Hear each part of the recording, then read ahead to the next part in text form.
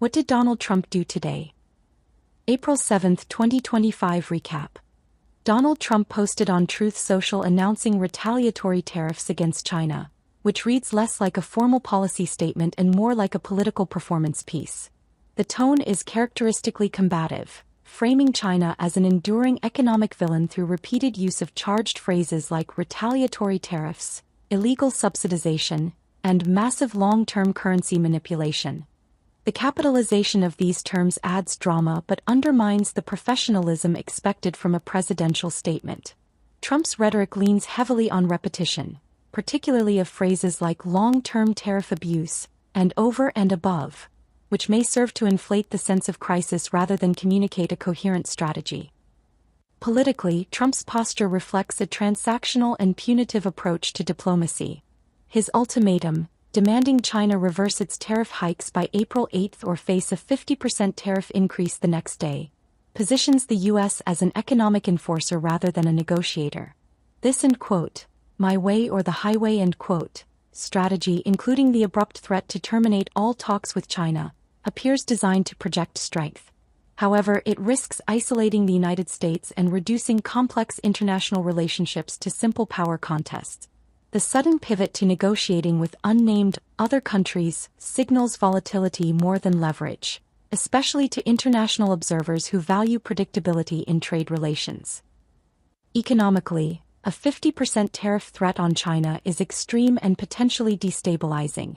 Such a move would likely reverberate across global supply chains, increase costs for American consumers, and provoke severe countermeasures from Beijing. Trump provides no details about which goods would be affected or how enforcement would unfold, further suggesting that this is a political declaration, not a serious economic blueprint. Moreover, his revival of long-standing accusations, such as currency manipulation and illegal subsidies, lacks current factual grounding. While these claims have a historical context, many are no longer recognized as valid by economists or trade experts. Ultimately, the post is a textbook example of Trump's populist economic nationalism. It plays well to his political base by dramatizing confrontation and presenting Trump as a defender of American industry. However, it reveals little in terms of sound economic planning or diplomatic foresight. The bluster raises serious concerns about the administration's ability to manage an already fragile global trade environment. Source: Truth Social. Donald Trump's bilateral meeting with Israeli Prime Minister Benjamin Netanyahu, though framed as a show of unity between two close allies, ultimately devolves into a chaotic and often incoherent performance dominated by self-praise, political grievances, and a lack of substantive policy detail. Rather than maintaining a diplomatic tone appropriate for a high-level international meeting, Trump opens with exaggerated declarations, including calling himself by far the best president that Israel has ever even thought of seeing. This grandstanding sets the stage for a press event that quickly transforms into a campaign-style monologue, sidestepping traditional norms of diplomacy in favor of domestic political theater. Regarding trade, Trump oscillates between boasting about tariff-driven leverage and threatening punitive measures against allies like Japan and the European Union. His claims are riddled with contradictions. He suggests tariffs may be permanent while also emphasizing that negotiations are ongoing. He praises Netanyahu's promise to eliminate Israel's trade deficit with the United States but offers no concrete steps or timelines. This confusion reflects a broader incoherence in Trump's trade policy, one that hinges more on emotional rhetoric about being ripped off than on detailed reciprocal economic agreements. The overall message is aggressive and protectionist, but its incoherence and frequent historical distortions make it difficult for global partners to engage constructively. Trump's remarks on the Gaza Strip and the hostage crisis are among the most controversial moments of the meeting. His language is emotionally charged, filled with references to trauma, Holocaust imagery, and personal conversations with released hostages. However, his proposed solution, to relocate Palestinians to other countries and have the U.S. own and control Gaza, veers into a disturbing neo-colonial fantasy that shows little awareness of international law or regional political realities. While he frames this vision as a humanitarian alternative, it carries deeply problematic implications, including forced population transfer and foreign governance over Palestinian land, concepts widely condemned by the international community. Regarding Iran, Trump announces that direct nuclear talks are set to begin soon but offers no coherent diplomatic framework. His repeated insistence that Iran cannot have a nuclear weapon is left unsupported by a clear policy beyond vague references to Libya-style disarmament and thinly veiled military threats. The rhetoric may appeal to hawkish audiences but lacks the credibility and structure necessary for successful negotiations. His tendency to downplay diplomatic nuance in favor of confrontation leaves little room for effective de-escalation. Throughout the event, Trump fixates on past grievances, blaming Biden, Obama, the European Union, and former trade deals for current global imbalances. He misrepresents American economic history, absurdly romanticizing the pre-income tax era as the country's golden age of wealth. He lashes out at NATO and foreign aid recipients while celebrating a $1 trillion military budget, conflating defense spending with national strength in simplistic terms. His view of foreign relations is deeply transactional. Countries are either ripping us off or paying up. Allies are to be rewarded, enemies punished.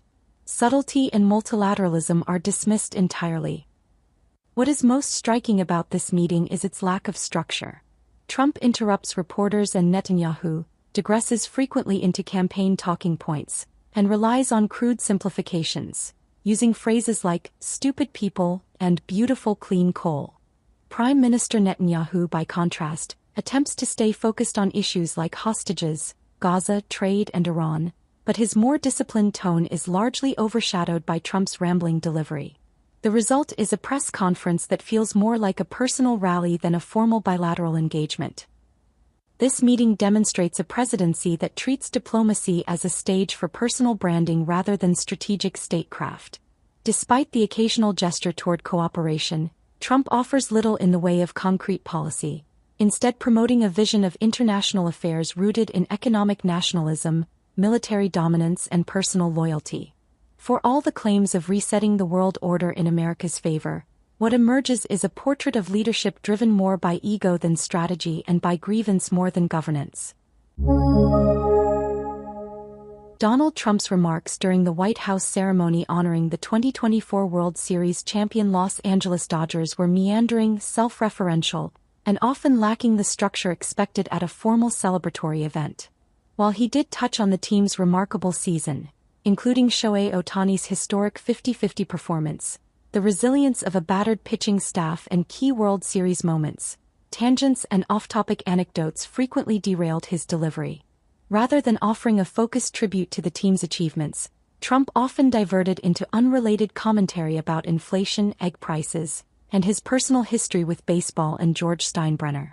These asides, particularly those attributing economic improvements to his administration, appeared opportunistic and out of place in a non-political context. The tone of the speech was flippant at times, with repeated comments about physical appearance, calling players and staff good-looking, and awkwardly comparing athletes' muscular builds to Jell-O-like politicians.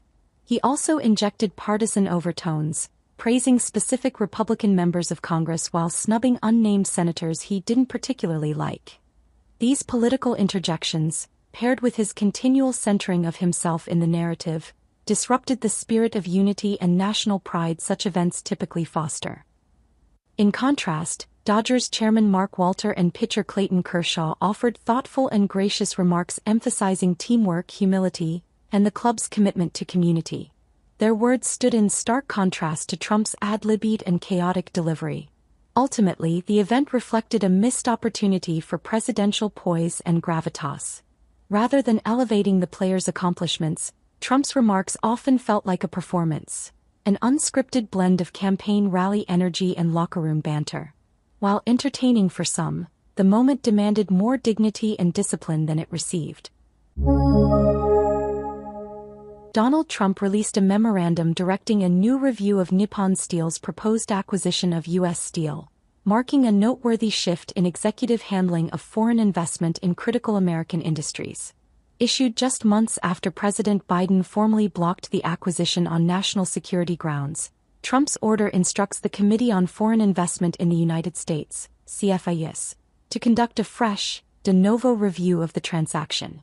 Legally, the memo is grounded in the President's Article 2 powers and the Defense Production Act's Section 721, and it adheres to standard procedural language, calling for confidentiality, interagency coordination, and a final recommendation within 45 days. The directive also asks CFAUS to include each agency's individual position, promoting transparency within a process that typically lacks it. However, the memorandum raises several concerns. While procedurally sound, it undermines the continuity and credibility of national security judgments made by the prior administration. Biden's January order had already determined the transaction posed unacceptable risks. Trump's decision to revisit the issue may be seen as a stalling tactic or a favor to corporate interests, particularly foreign ones. Politically, this is an odd move for a president who has long styled himself as a populist economic nationalist. By reopening the door to a Japanese acquisition of an iconic American steelmaker, Trump risks alienating the very labor and industrial constituencies he frequently claims to champion. If he ultimately permits the acquisition, critics may accuse him of hypocrisy. If he blocks it again, the memorandum will have served little purpose beyond signaling procedural defiance of Biden. The memo is also notable for what it omits. There is no mention of new evidence, shifting geopolitical dynamics, or revised economic assessments that would justify a re-examination. This absence gives the impression that the move is driven more by political motivations than substantive concerns. While the document's tone is blandly bureaucratic, its implications are far-reaching. In revisiting a deal already deemed a threat to national security, the Trump administration risks sending mixed signals about the United States' stance on foreign control of critical infrastructure, particularly in a global environment where industrial sovereignty is increasingly tied to strategic autonomy. Ultimately, this memorandum invites scrutiny for its policy implications and potential contradiction of Trump's long-standing rhetoric on protecting American industry. It raises the question of whether other strategic or political calculations are tempering the current administration's commitment to "America First" principles. The outcome of the CFIUS review, and how Trump acts on its recommendations, will be a revealing test of whether his administration intends to uphold or revise the hard line on foreign acquisitions that characterized the previous presidency. A U.S. federal appeals court has declined to block a ruling that orders the return of Kilmar Abrego Garcia to Maryland after he was wrongly deported to El Salvador during the Trump administration's hardline immigration crackdown. The decision by the Fourth U.S. Circuit Court of Appeals allows U.S. District Judge Paula Ziniz's order to take effect. Ziniz, an Obama appointee based in Maryland, had ruled on Friday that the federal government must bring Abrego Garcia back by Monday, acknowledging the deportation as improper and likely unlawful. Abrego Garcia, one of hundreds of migrants deported to El Salvador in recent months, was accused by the administration of having ties to the MS-13 gang, based on a report from a confidential informant. However, his family adamantly denies any gang affiliation, and his lawyers described the situation as a Kafkaesque mistake that placed an innocent man in danger. Just before the lower court's deadline expired, the Trump administration filed an emergency appeal to the U.S. Supreme Court. In response, Chief Justice John Roberts issued a temporary stay, effectively halting the requirement that the administration return Abrego Garcia until the High Court can evaluate the government's emergency request. Importantly, Roberts's order does not address the substance of the case and is not necessarily an indication of how the court will rule. In a similar case earlier this year, Roberts also granted a temporary delay on a judge's deadline, only to later join the court's liberal justices and Justice Amy Coney Barrett in siding against the administration. The administration has argued that it is now unable to comply with the order because Abrego Garcia is in the custody of Salvadoran authorities. In court filings, the Justice Department stated that the order sets the United States up for failure, suggesting that it no longer has the power to retrieve him. Abrego Garcia's attorneys reject this argument, saying that he remains imprisoned in El Salvador solely because of U.S. action and that the government cannot evade responsibility by shifting blame onto a foreign system. While the administration has secured a short-term delay through the Supreme Court, the legal battle over Abrego Garcia's fate continues, and it could have far-reaching implications for executive authority, judicial oversight, and the accountability of U.S. immigration enforcement. Sources: Reuters, The Hill. The Trump administration has abruptly terminated some of the final remaining U.S. funding for the United Nations World Food Programme, WFP, and other humanitarian organizations, cutting off critical aid to millions in conflict-stricken countries such as Syria, Yemen, Afghanistan, and Somalia. Despite earlier assurances from Secretary of State Marco Rubio that life-saving aid would be protected, the administration canceled approximately 60 contracts providing essential services like food, water, shelter, and medical care. These terminations were issued under the direction of Jeremy Lewin, a top official at Elon Musk's Department of Government Efficiency, DOGE, which has led efforts to dismantle the U.S. Agency for International Development (USAID) since President Trump took office.